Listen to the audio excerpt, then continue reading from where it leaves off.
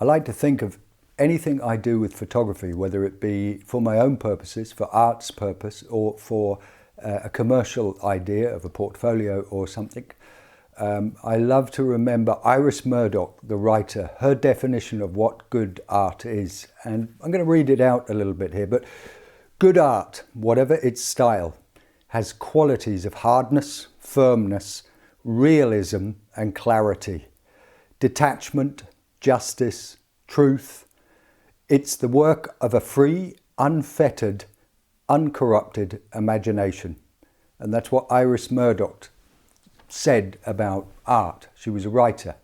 And that type of expression of ideas about what art is, about what work is, it covers the whole gamut of creative activities. And so I would like to think that unfettered mind means a mind that's not troubled by what other people think and say. An uncorrupted mind is also the sort of photographer's mind who goes out and has the guts to photograph what they want to, how they want to, and then present it to the world when they're happy with their work as that's what I wanted, and maybe it works, maybe it doesn't, just want some feedback, or you are very determined and you're very sure of yourself and you present your work to the world and say, that's how I see the world. But it's this idea of clarity, an unfettered mind, uncorrupted, meaning really that you don't allow yourself to be totally influenced by others about what you do with your photography and how you look at photography and what it should be. You don't get caught up in the world of technicalities of, oh, maybe this camera is much better and therefore I can take better shots, or I have to have this little lens because everybody else has it. It's what you need. And when you start to work with your own creative work as a photographer, in a way that it's your thoughts, so a mind that isn't hindered or fettered by fears that other people might not like what you do, or other people might just tell you, oh, it's not the same as everybody else and therefore not good enough. Do it your way and you'll be a happy person. Like I say, creativity is a very healthy way to live a life. That is, it doesn't matter what subject you like photographing. It could be street photography, it could be still life, it could be food photography, it could be creating something at home that you call still life or food photography and you're practicing it. But the thing about street photography is you don't control things out there. You go out there and allow your curiosity to draw you about, and you find things and you find something worth photographing. But if you're in your home studio and you're practicing some type of food photography or still life, you have a lot more control. And what you do find is that the work you did on the street, that creative process, suddenly becomes easier when you're working with still lifes because you are controlling the color. You make choices about what your still life will be, what type of colors you want to use, or whether you want monochrome or black and white. You can control the lighting a lot better and get something dramatic with the type of lighting you use. Very simple lighting. It doesn't always have to be 3 lights. It can be 1 light and a reflector. It could be daylight coming through a window. Window shots are beautiful. It's something that comes from the old Dutch masters of painters, and the window shots are wonderful. If you ever want to do that with still life portrait, you could, you couldn't go wrong if you went and checked out some Dutch masters like Vermeer, etc., and check out how they used window light to create beautiful illuminations on human faces or fruits and still life, whatever your still life might be. When we're at home in a home studio, we're designing and controlling color, light, shadow, and we have so much control.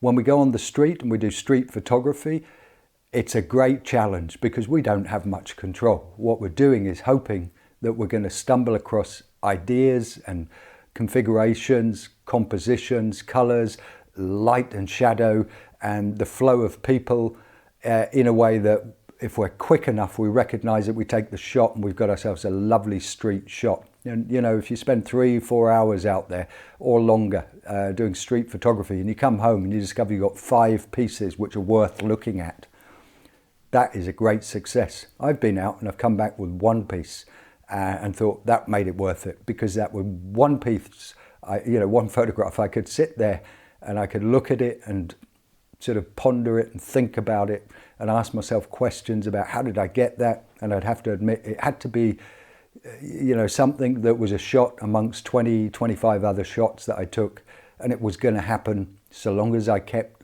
looking and kept my creativity up by being curious about the street around me, the people and what they're doing. When we go out and we do street photography, or when we stay at home, build a home studio and we're photographing still lifes, what we're really looking for is a decisive moment. And I think that all photographers have heard of this. It's that shot you take and you realize that you did in fact get that decisive moment.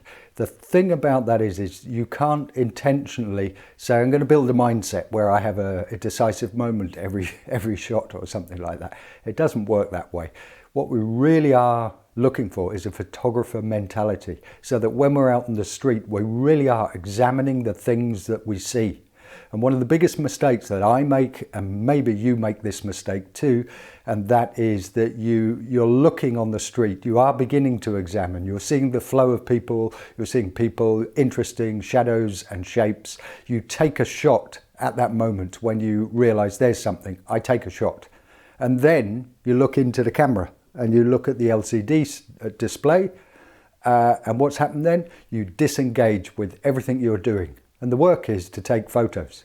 And the only way you take decent photos or good photos that really are like something close to the decisive moment is when you're always examining what is happening around you and not looking into the camera.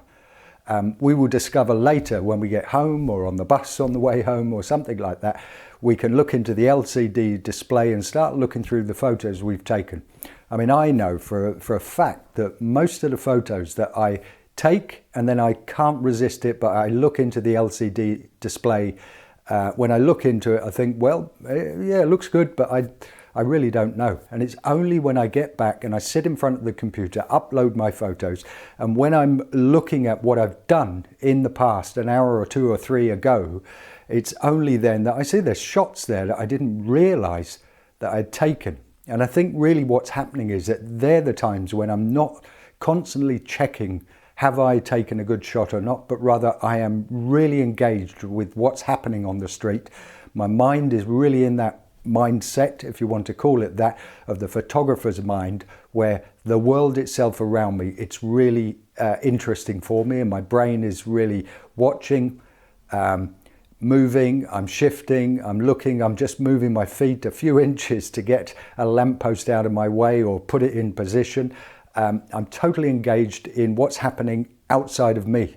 And it doesn't matter how much you've honed your camera technique, your knowledge of lighting or focal distance, etc. It's not that gives you that elusive, decisive moment. It's actually when your brain, camera, and the environment around you all becomes one and you're working with it all of the time. But you can't do that if you stop your work by looking into the LCD display all of the time to double check, because that's insecurity. It's just take 10 shots, and then if you want to take a break and take a look at what you've been doing, then it's something different. But learning to actually take photos and then look for another photo immediately, start looking around, because you're in the location you want to be, the people are there, the street is there, the weather is probably just right. It's the way you should be working, not constantly looking into your camera, disengaging from the work. When you've taken a good photo and you're out on the street, you want to keep moving, you probably just know it is a good photo. And so that idea of looking into the LCD display is nothing more than curiosity, but curiosity that takes you away from your work. And this is the problem with this world today, is constant distractions. A photographer can't work with distraction. So it's one of the reasons why when we go out and do street photography, we do it alone. And that way you've got more chance of taking a shot that you're going to be very proud of. And you are going to have those decisive moments and you're going to take the shots. It's not an elusive thing. It's something we spend our lives recognizing, that we're always getting better. We're always practicing. And each time we go out, we discover things that we could not have known about unless we'd gone out and engaged with our environment on the street. So I really hope you like these videos. I'm doing my best, trying to make them better, thinking hard about what makes a good video, because I want it to be of value to you. I want there to be takeaways. But in my life, what I've learned, if you watch a video or go to a lecture or listen to something in a seminar, honestly, when you come away with one idea and you go out and practice it, they're the best type of instruction that you could possibly get. So I hope you sign up to my channel. Give it a thumbs up if you please. And if you have a channel, I'll pop back and I'll give you a thumbs up on your channel. All the best. Thanks. Bye-bye. Sean Durham.